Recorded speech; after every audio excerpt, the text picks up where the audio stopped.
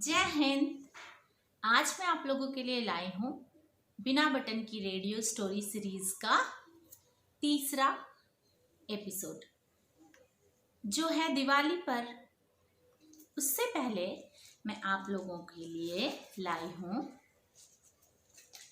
ये हमारे बिना बटन की रेडियो के कैरेक्टर्स। ये देखिए, ये है रोशनी जिसके बारे में हम सारी कहानियों के थ्रू लाइफ स्किल सीखेंगे। और ये है उसके पापा स्वप्निल जी, रोशनी और उसकी मम्मा स्नेहा जी। मम्मा के बाद आते हैं उसके भैया विनीत। इन 4 लोगों की फैमिली की कहानी मैंने आप लोगों को फर्स्ट एपिसोड में स्टार्ट कर दी थी और इन कैरेक्टर्स को मैंने आप लोगों के लिए बना करके आज इंट्रोड्यूस कर दिया। तो चलिए देखते हैं आज दिवाली स्पेशल कहानी में रोशनी ने क्या सिखा दिया लाइफ स्किल में हमें।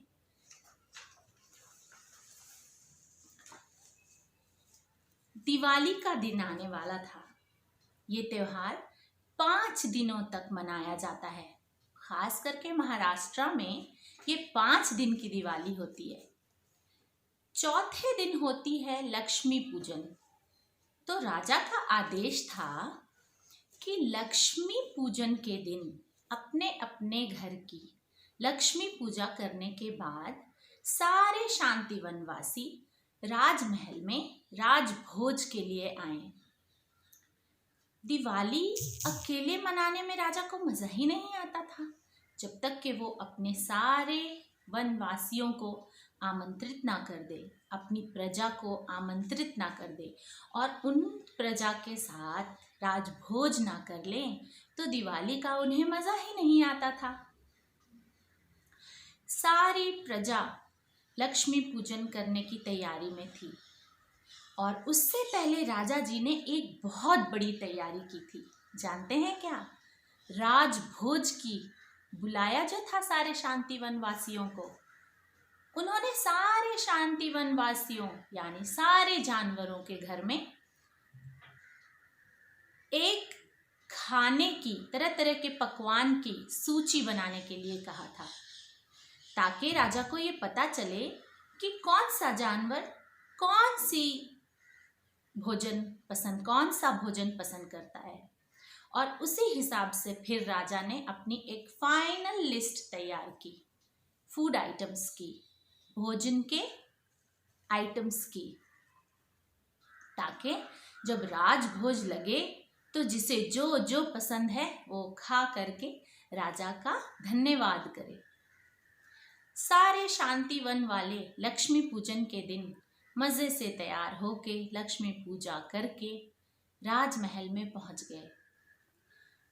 रोशनी की फैमिली अभी घर से बाहर निकल ही रही थी कि रोशनी ने अपने बाबा से कहा, बाबा आप लोग जाइए, मुझे एक बहुत ज़रूरी काम याद आ गया है। स्वप्निल जी ने पूछा, रोशनी अब क्या ज़रूरी काम आ गया तुम्हें? रोशनी ने कहा, आया है एक ज़रूरी काम याद बाबा, आप चलिए मैं पीछे पीछे आती हूँ। स्वप्निल जी समझ गए ज़रूर कोई बात होगी, बेवजह तो रोशनी ऐसी बातें करती नहीं थी। स्वप्निल जी अपनी फैमिली को लेकर राजमहल चले गए। अब रोशनी क्या करने लगी? रोशनी धीरे से गई बारहसिंघे की फैमिली में। आपने बारहसिंघा देखा है बच्चों?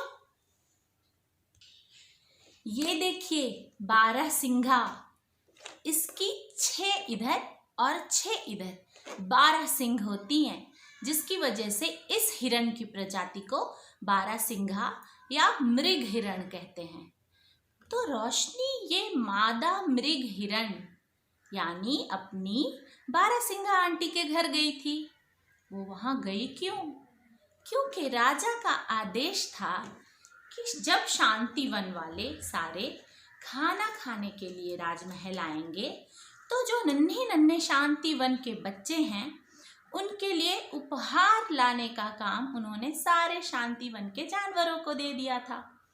रोशनी को पता था हमारी बारहसिंगा आंटी तो धनवान नहीं है, उनके पास बहुत पैसे नहीं हैं, तो आंटी क्या करेगी, आंटी तो परेशान हो जाएगी। तो रोशनी बारहसिंगा की फैमिली में चली गई थी। वहाँ जाकर उसने बारहसिंगा आंटी से कहा, आंटी आप नहीं चलेंगी राजमहल?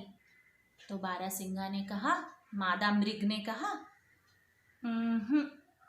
हमारे पास तो पैसे ही नहीं हैं बच्चों के लिए तोहफे खरीदने के लिए, उपहार खरीदने के लिए, इसलिए मैं उदास हूँ। हमने अपने घर की लक्ष्मी पूजन तो कर ली, लेकिन बच्चों के लिए उपहार ना ले जाएं तो हमें मज़ा नहीं आएगा, इसलिए हम नहीं जाएंगे राजमहल। रोशनी ने कहा, ये तो बहुत बड़ी प्रॉब्लम है, चलिए मैं आपको एक जगह ले जाती हूँ। रोशनी मादा मृग को लेकर सुंदरवन चली गई। सुंदरवन शांतिवन का एक छोटा सा बहुत प्यारा सा हिस्सा था। वहाँ पे तरह तरह के पेड़ लगे हुए थे। रोशनी ने मादा मृग को कहा, आंटी आप यहाँ पे बैठ जाइए आराम से और देखिए तो जरा कौन कौन से फल वाले पेड़ लगे हैं यहाँ।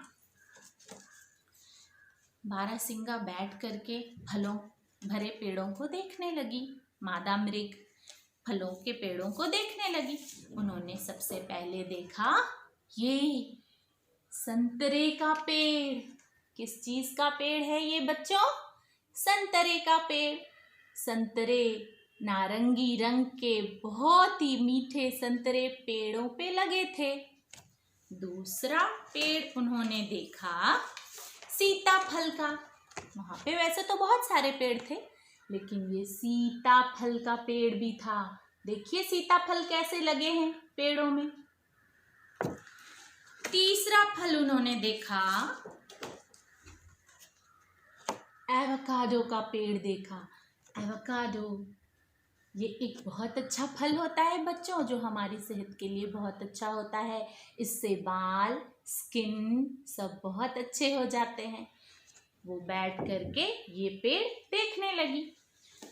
तीनों पेड़ों को देखने के बाद रोशनी ने उनसे पूछा, आंटी आपने यहाँ पे सिर्फ फलों वाले पेड़ ही देखे हैं क्या? आंटी ने कहा, नहीं, यहाँ पे तो कुछ ऐसे पेड़ भी हैं जिनमें फल नहीं। तो उसने पूछा, वो कौन से पेड़ हैं जिसमें फल नहीं?